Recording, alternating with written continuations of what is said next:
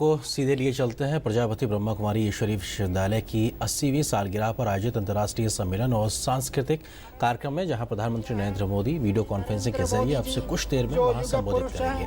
ये सीधी तस्वीरें आप वहीं से देख पा रहे हैं। ऐसी महान हस्ती को हम ब्रह्मा कुमारी ईश्वरीय विश्वविद्यालय का 80 साल का वार्षिक उत्सव के शुभ अवसर पर देश विदेश से आए हुए सभी परिवार के भाई बहनों ने आप सबको हार्दिक स्वागत करते हैं, अभिनंदन करते हैं। हम सभी विश्वास करते हैं आपकी नेतृत्व में सारी विश्व में ब्रह्मा कुमारी ईश्वरीय विश्वविद्यालय के ज्ञान का प्रसार करने का कार्य भी चल रहा है, परंतु भारत को एक वर्ल्ड लाइट हाउस बनाने का कार्य आपने जो अपने हाथ में लिया वो आप करके ही दिखाएंगे। हम ईश्वरीय विश्वविद्यालय हम आप सबका कार्यक्रम में हम सम्मिलित है। Make in India, new India, great India, wonderful India, divine India, ऐसी डिवाइन इंडिया की बनाने के कार्य आपका साथ में हो रहे हैं। डिजिटल इंडिया के साथ साथ डिविनिटी डिवाइन इंडिया के बनेंगे और साथ साथ में भारत का स्वच्छ भारत, दिव्य भारत, शुद्ध भारत, पवित्र भारत, ऐसी भारत का भूमि को एक नया चेतन पुरुष के रूप में भारत ने दिया है। और श्री नरेंद्र मोदी जी को आदरणीय दादी जानकी जी की तरफ से और समस्त ईश्वरीय परिवार की तरफ से मैं करबद्ध प्रार्थना के साथ हार्दिक स्वागत करता हूँ, अभिनंदन करता हूँ, अभिवादन करता हूँ। हम इतना ही कहेंगे, परमपिता परमात्मा शिव से, प्रजापिता ब्रह्मा बाबा से आपको इस देश को आगे बढ़ाने के हर कार्य में मददगार बनेंगे।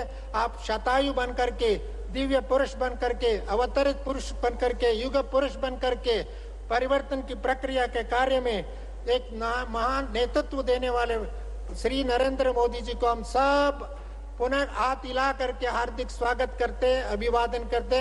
मैं अभी आदरणीय दादी जानकी जी से निवेदन करता हूँ, ये लाइट जलावे प्रेस बटन करके, कैमरा वाला लाइट पे तो दिखा दे।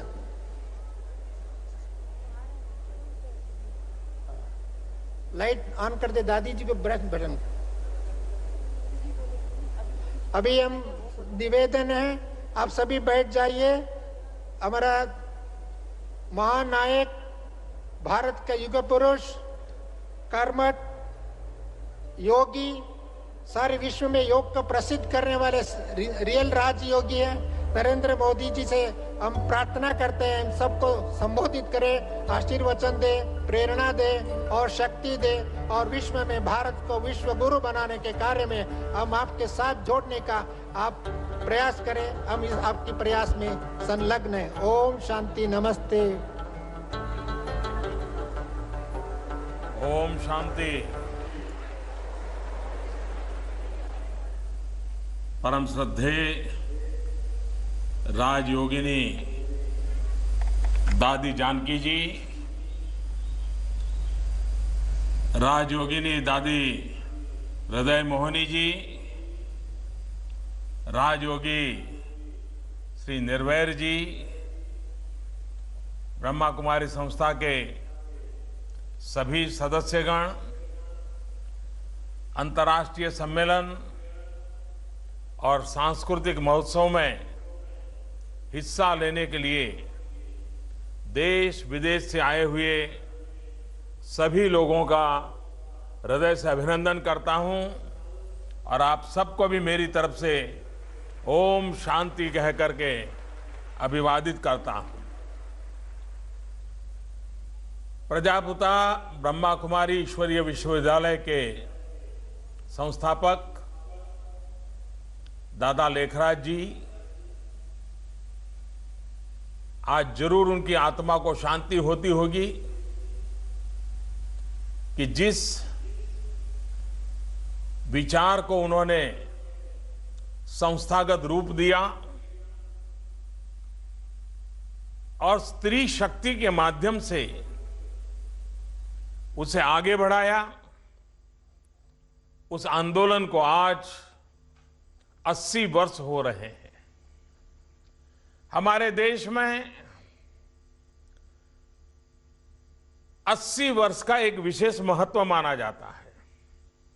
दुनिया में 25 साल, 50 साल, 75 साल, 100 साल ये तो मनाए जाते हैं, लेकिन भारत में 80 साल का एक विशेष महत्व है। और जब किसी व्यक्ति के जीवन में या संस्था के जीवन में 80 साल होते हैं, मतलब कि वो सहस्त्र चंद्र दर्शन का पर्व होता है। 80 साल की यात्रा में व्यक्ति या संस्था ने 1000 बार पूर्ण चंद्र के दर्शन किए होते हैं। आज ब्रह्मा कुमारी विश्वविद्यालय, दादा लेखराज जी के प्रयत्नों से प्रारंभ हुआ ब्रह्मा कुमारी आंदोलन उस सहस्त्र चंद्र दर्शन की वेला पर है। तब विश्व की पूरी मानव जात को शीतलता प्रदान करने का उसका प्रयास इस अवसर से नई ऊर्जा पाकर के आगे बढ़ेगा। गत वर्ष दादी जानकी जी ने शताब्दी पूरी की, 100 वर्ष किए, और आज भी एक कर्मयोगी की तरह समय दे करके हम सबको आशीर्वाद दे रही हैं। मैं दादी जी को यहां से प्रणाम करता हूं। 2 दिन के बाद चेटी चंद का पर्व मनाया जाएगा। पूरे हिंदुस्तान में संवत्सर का अवसर होता है। मैं आप सबको नव संवत्सर की, चेटी चांद की भी बहुत बहुत शुभकामनाएं देता हूं। आप लोगों के बीच मुझे कई बार आने का अवसर मिला है। आप सबका मुझ पर अपार स्नेह रहा है।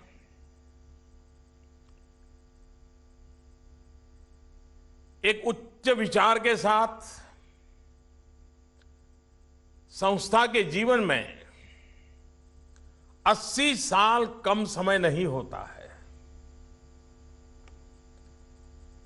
आज विश्व की जो स्थिति है, मानव का जो स्वभाव बनता जा रहा है, उसमें कोई भी संगठन या व्यवस्था 10 साल, 15 साल, 20 साल के बाद बिखराव शुरू हो जाता है। गट बन जाते हैं, ग्रुप बन जाते हैं, एक में से 10 संस्थाएं पैदा हो जाती हैं। दादा लेखराज जी की कमाल रही कि 80 साल के बाद भी जिन आदर्शों, मूल्यों को लेकर के ब्रह्मा कुमारी विश्वविद्यालय, ब्रह्मा कुमारी आंदोलन को चलाया,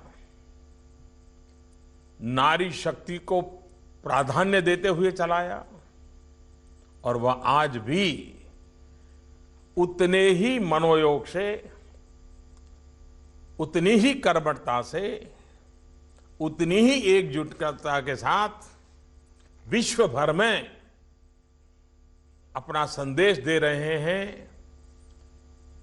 लाखों कार्यकर्ताओं की श्रृंखला तैयार की है।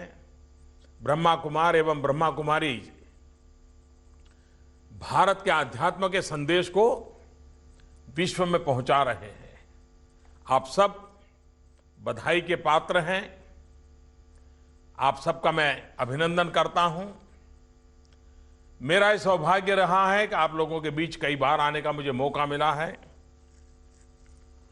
आप सबकी प्रवृत्ति को मैंने निकट से देखा भी है। आपके चिंतन को समझने का मैंने प्रयास भी किया है, और एक अच्छा सानिध्य भी मुझे आप लोगों का मिला है। इन दिनों जरा व्यस्तता ज़्यादा होती है, समय की कठिनाई रहती है, इसलिए मैं रूबरू तो आप सबके बीच नहीं आ पाया हूं, लेकिन मुझे वीडियो कॉन्फ्रेंस के माध्यम से आप सबके दर्शन करने का सौभाग्य मिला। और ब्रह्मा कुमारी कार्य योजना की विशेषताएं रहती है। आज एक नई विशेषता आपने दिखाई। प्रकाश के माध्यम से आपने सबने अभिवादन किया, और मुझे यहाँ मेरे सामने टीवी पर मैं आप सबको देख रहा हूँ। जिस प्रकार से आपने टॉर्च जला करके प्रकाश फैलाने का प्रयास किया, सचमुच में तो दादा लेखराज जी ने और आज दादी जी के नेतृत्व में हम ज्ञान के प्रकाश को पूरे विश्व भर में फैलाने के प्रयास कर रहे हैं। हम एक ऐसे देश के प्रतिनिधि हैं, ऐसी देश के संतान हैं जो कभी भी अपने विचारों को थोपने में विश्वास नहीं करता है। हम वो लोग हैं जिस बात को मानते हैं कि ज्ञान को न कोई सीमाएं होती हैं, ज्ञान को न कोई समय के बंधन होते हैं, ज्ञान को न पासपोर्ट की जरूरत होती है, ज्ञान को न वीजा की आवश्यकता होती है। ज्ञान ये युगों युगों तक मानव संपदा होती है, वो कालातीत होती है, वो कालबाह्य होती है, वो नित्य नूतन होती है और उस ज्ञान के मार्ग पर ही हम जीवन के सत्य को जान पाते हैं। ब्रह्मा कुमारी के माध्यम से ये जो एक निरंतर प्रयास चला है और भारत की विशेषता रही है, यही देश है जिसने विश्व को डंके की चोट पर कहा है ईश्वर एक है। विविध रूप से लोग उसको जानते हैं। हिंदू का भगवान अलग, मुसलमान का भगवान अलग, ईसाई का भगवान अलग, पारसी का भगवान अलग, ये हमारा चिंतन नहीं है। और इसलिए ज्ञान के संबंध में भी हमारे महापुरुषों ने हमें, हमारे शास्त्रों ने, वेद काल से हमें यही सिखाया, एकम सत विप्रहा बहुधा वदंती, truth is one, sages calls in a different way. अलग अलग लोग उसको अलग अलग रूप से व्याख्यायित करते हैं, लेकिन हमारा जो सत्य के संबंध में दृष्टिकोण है, वो दृष्टिकोण उसी भावनाओं से भरा हुआ है। मैंने सुना कि आज शांतिवन में आपने एक सोलार प्रोजेक्ट का प्रारंभ किया है। मैंने आपकी शांतिवन से जुड़ी अस्पताल का भी भूतकाल में मुझे आने का अवसर मिला था और गरीबों की कैसी सेवा हो रही है वो मैंने अपनी आंखों से देखा था। आप जब सोलार एनर्जी के लिए इतना कर रहे हो, और मुझे याद है वहाँ आबू रोड पर आपका जो एक प्रकार से गतिविधि का केंद्र है, उसको तो कई वर्षों पहले आपने सोलार एनर्जी से चलाने का उस समय निर्णय किया था, जब दुनिया में ग्लोबल वार्मिंग की इतनी चर्चा नहीं होती थी, तब आपने किया था। तो इसलिए आप लोग कितने दीर्घ दृष्टि से काम करते हैं, इसका ये उदाहरण है। और मुझे विश्वास है कि आपके मार्गदर्शन में देश में एक ऐसी ऊर्जा क्रांति आ रही है, मानव जीवन में एक ऐसी ऊर्जा क्रांति आ रही है। हम साफ देख रहे हैं कि प्रकृति में सौर ऊर्जा का जितना महत्व है, उतना ही व्यक्तित्व में शौर्य ऊर्जा का महत्व है। और जब ओज हो, तेज हो, सामर्थ्य हो, संकल्प हो, तो व्यक्तित्व नई ऊंचाइयों को पार करता है। आज आप 3 मेगावाट सोलार एनर्जी आबू जैसे स्थान पर, ये प्रयास बहुत ही प्रेरक बनेगा, ऐसा मेरा विश्वास है। पड़ोस में गुजरात ने सोलार एनर्जी में एक बहुत बड़ा इनिशिएटिव लिया था। भारत के अंदर सोलार एनर्जी के संबंध में अलग तरीके से सोचने के लिए देश की सभी सरकारों को प्रेरित किया था। गुजरात सरकार का वो प्रयोग बड़ा सफल रहा और आज शांतिवन भी इस सौर ऊर्जा के साथ जुड़ रहा है। ये प्रकृति की रक्षा का काम है। और आपने तो शांतिवन में सोलर प्लांट से एक दिन में 38,000 से ज्यादा लोगों का भोजन बनना संभव होगा। ये अपने आप में प्रकृति की रक्षा के लिए कितना बड़ा आप काम कर रहे हैं। आपके द्वारा solar lantern, home lighting systems, solar cooking boxes, ये भी घर घर पहुंचाने का एक बड़ा आंदोलन चल रहा है। तो एक बहुत बड़ा बदलाव समाज में लाने का प्रयास आपके द्वारा हो रहा है। सिर्फ आध्यात्मिक बातें नहीं, लेकिन प्रकृति के साथ जी करके गरीब से गरीब की व्यक्ति के जीवन में कैसे बदलाव लाया जा सकता है, उसकी दिशा में प्रयास किया है। भारत भी दुनिया जिस संकट से जूझ रही है, ग्लोबल वार्मिंग से, उसमें दुनिया के लिए भारत किस प्रकार से काम आ सकता है। भारत ने संकल्प किया है 2030 तक, यानी आज से 13 साल के भीतर भीतर भारत की जो टोटल ऊर्जा है, रिक्वायरमेंट है, उसमें 40% उसकी पूर्ति non fossil fuel based renewable energy से ही करने का हमारा लक्ष्य है। 2022 भारत की आजादी के 75 साल हो रहे हैं, और जब भारत की आजादी के 75 साल हो रहे हैं, तब 2022 में हम सोलार के क्षेत्र में क्या इनिशिएटिव ले सकते हैं, रिन्यूएबल एनर्जी में क्या इनिशिएटिव ले सकते हैं। भारत ने संकल्प किया है 175 गीगावाट रिन्यूएबल एनर्जी का, बहुत बड़ा लक्ष्य है। सरकार, समाज, संस्थाएं जिस प्रकार से आज आप 3 मेगावाट लेकर के आए हैं, जितना ज्यादा हम उपयोग करेंगे, मानव जात की, प्रकृति की, परमात्मा की बहुत बड़ी सेवा होने वाली है। इस काम में आप भी जुड़े हैं, मैं आपका बहुत बहुत अभिनंदन करता हूं। और वैसे भी आप प्रकृति की रक्षा के लिए अनेक काम भी कर रहे हैं, उससे भी बहुत लाभ मिलेगा, उससे भी फायदा मिलेगा। उसी प्रकार से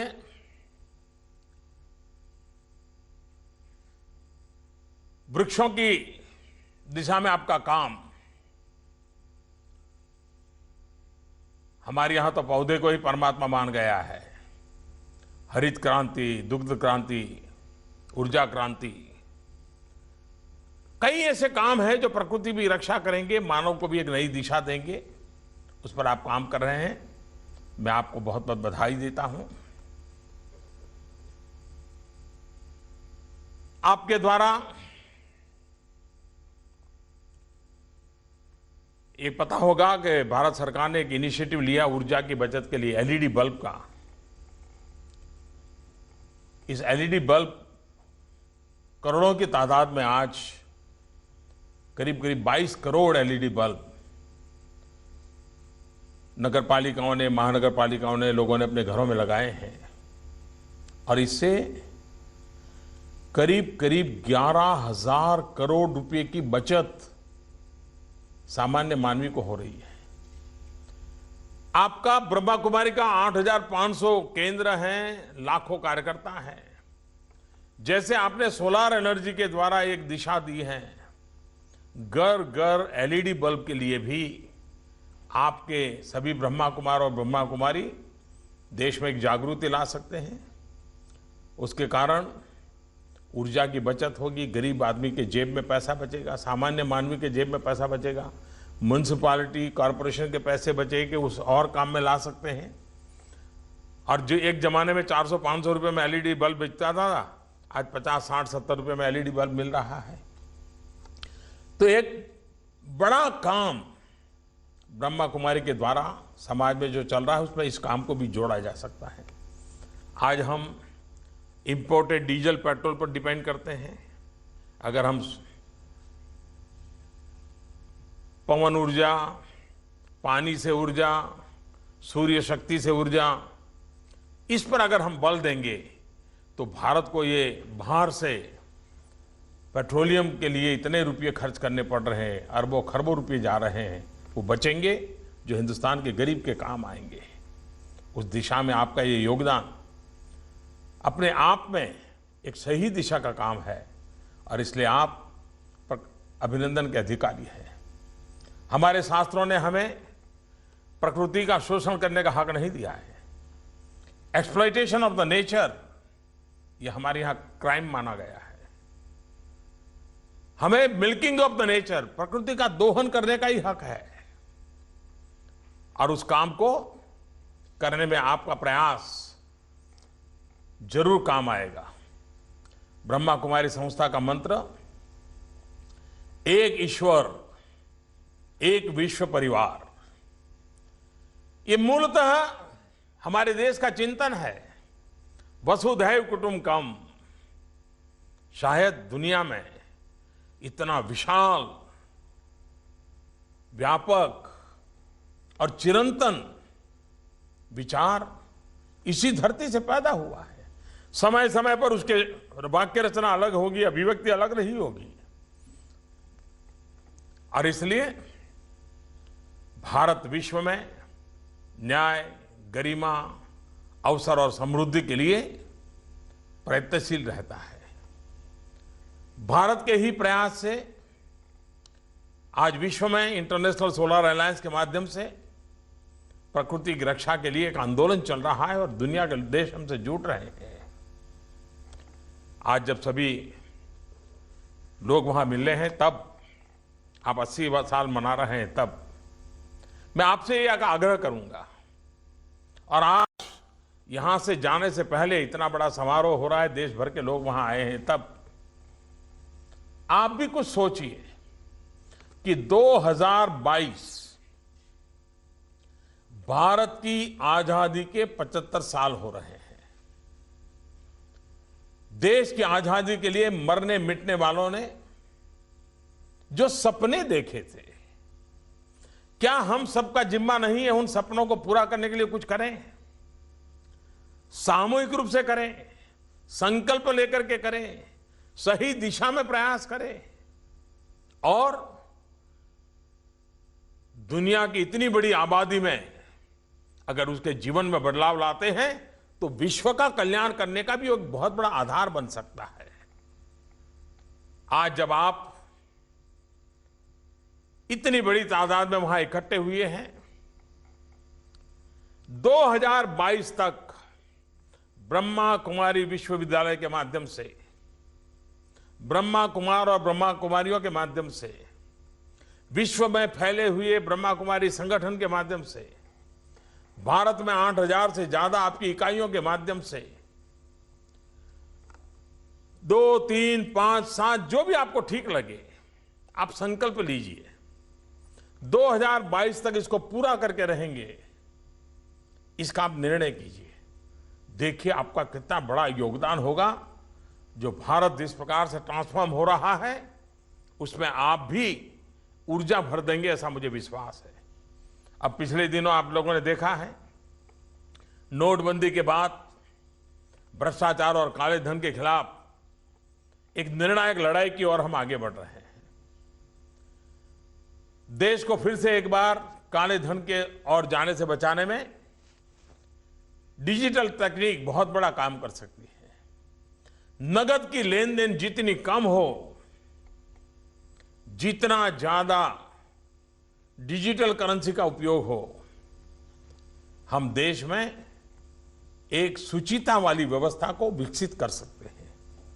क्या सभी ब्रह्मा कुमार ब्रह्मा कुमारी जहां जहां उनका प्रभाव है, अपने मोबाइल फोन पर बीम ऐप डाउनलोड करके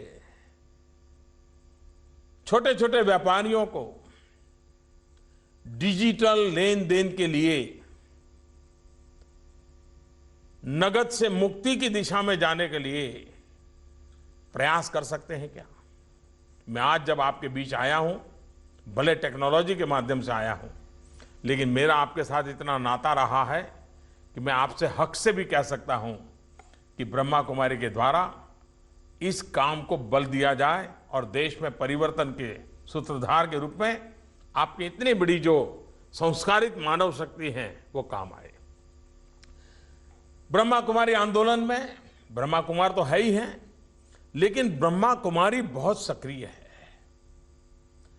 हमारे देश में आज भी लाखों की तादाद में ऐसे बच्चे हैं जो टीकाकरण से वंचित है, और टीकाकरण से वंचित होने के कारण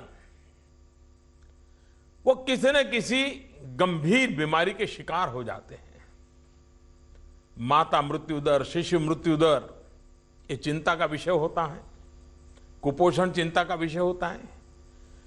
एक इंद्रधनुष योजना के तहत भारत सरकार टीकाकरण को बहुत बड़ा घर घर का एक कमिटमेंट के साथ जिम्मेवारी तय करना चाहता है। जब भी टीकाकरण का कार्यक्रम हो, हमारी ब्रह्मा कुमार और ब्रह्मा कुमारी एक वॉलंटियर के रूप में उससे जुड़ जाए, छोटे छोटे बच्चों की जिंदगी बचाने के लिए काम आ जाए, कितनी बड़ी सेवा होगी। और आप तो इसी सेवा धर्म से जुड़े हुए हैं।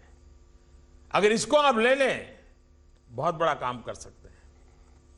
मैं एक और काम के लिए आज आपसे आग्रह करता हूं। ब्रह्मा कुमारी विश्वविद्यालय, अगर ये विश्वविद्यालय है, आप एक ऐसा ऑनलाइन कोर्स शुरू कर सकते हैं क्या, और जिसमें हिंदुस्तान की लोगों को ऑनलाइन एग्जाम के लिए प्रेरित करें, सर्टिफिकेट कोर्स करें,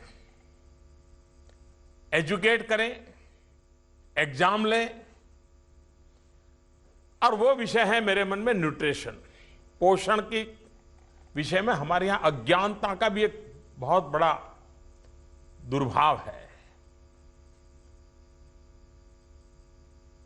किस उम्र में क्या खाना चाहिए, शरीर के लिए किन चीजों की जरूरत है, उसका ज्ञान का भी अभाव है।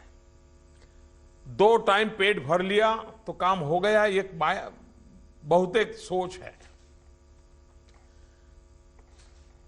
जिसकी आर्थिक स्थिति ठीक है, दोनों टाइम अच्छा खाना खा सकता है, उसको भी इसका पता नहीं है कि क्या खाना, क्या नहीं खाना, और कब खाना, कैसे खाना। अगर ब्रह्मा कुमारी विश्वविद्यालय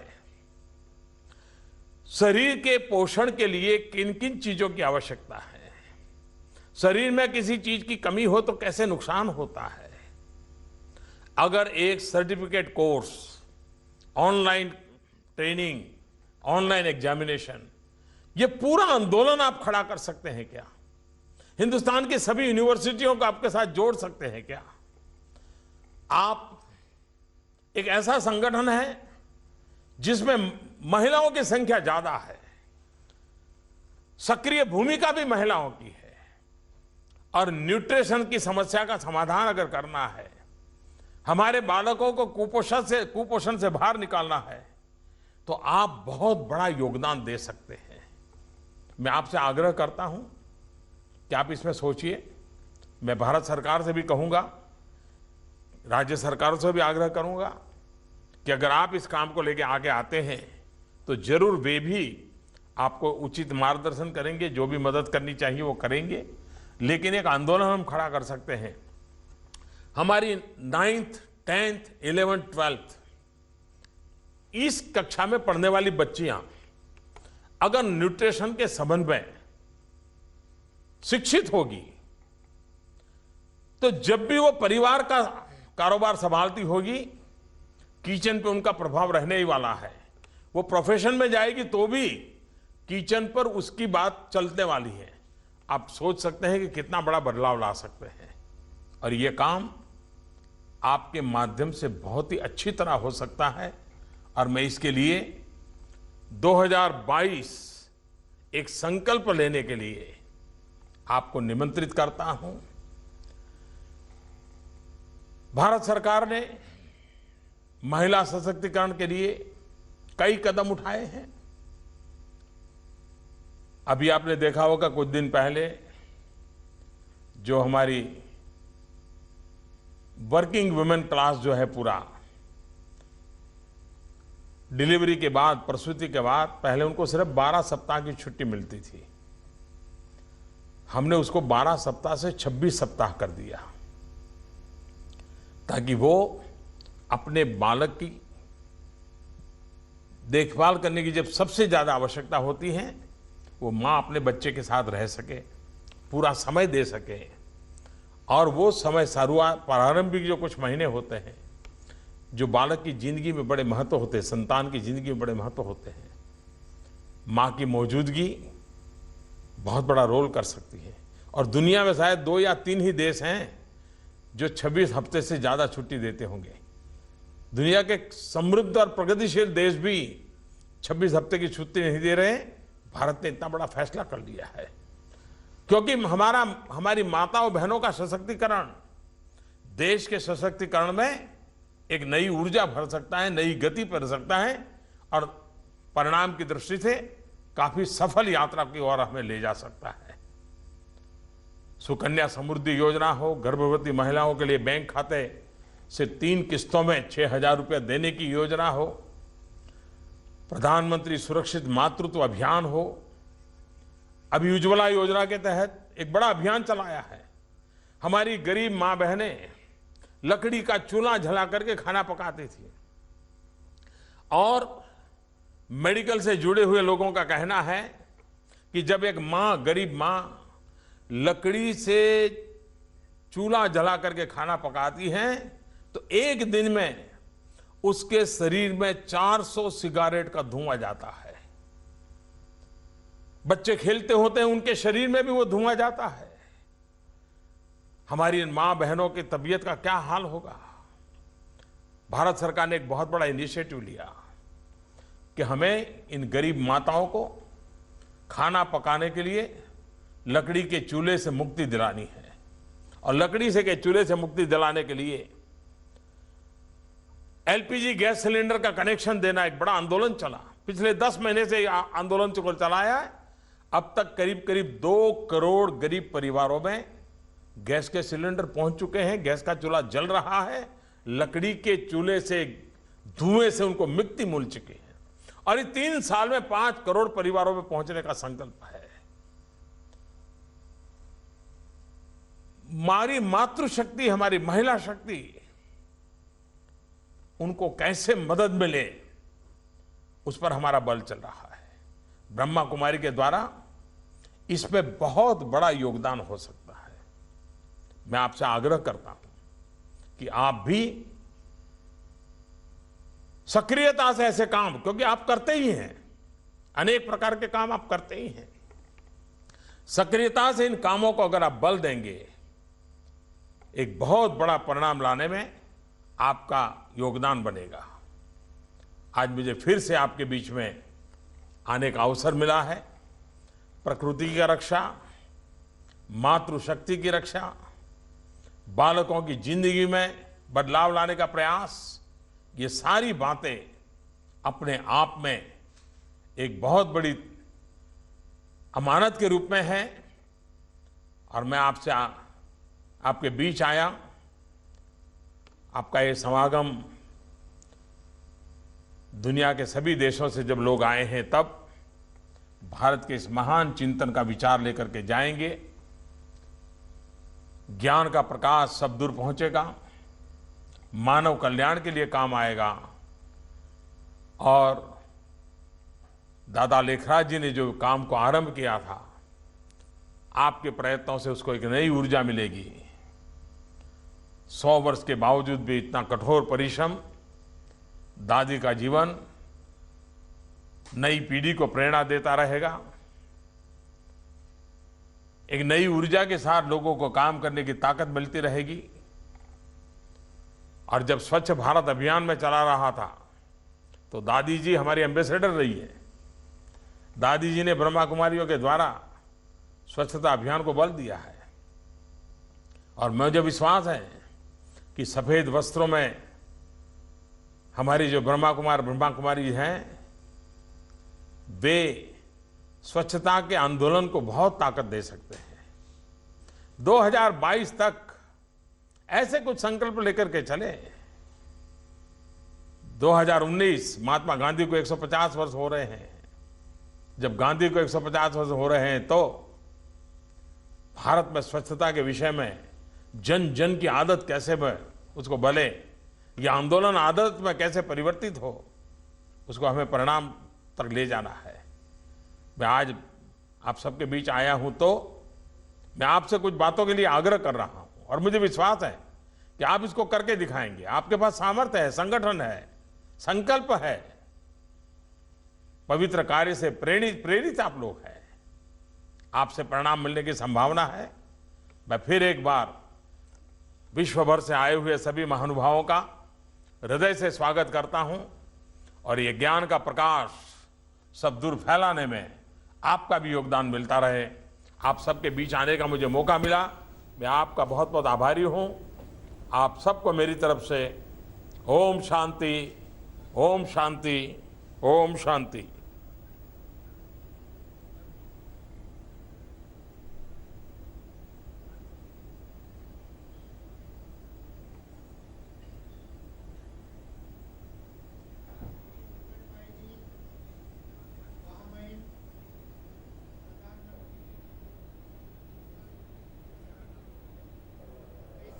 साकार करेंगे उसके बारे में हमारे secretary general Brahma Kumari institution के वरिष्ठ भाई आश्वासन के साथ हम सबको एनर्जी भरेंगे और हम इस कार्य को जो प्रधानमंत्री जी हम सबको एक जिम्मेदारी दिया, एक कर्तव्य दिया, इसको कैसे निभाएंगे, हम कर निभा के करेंगे। ऐसा जोर से ताली बजा करके वादा ही वीरेंद्र भाई संबोधित करेंगे।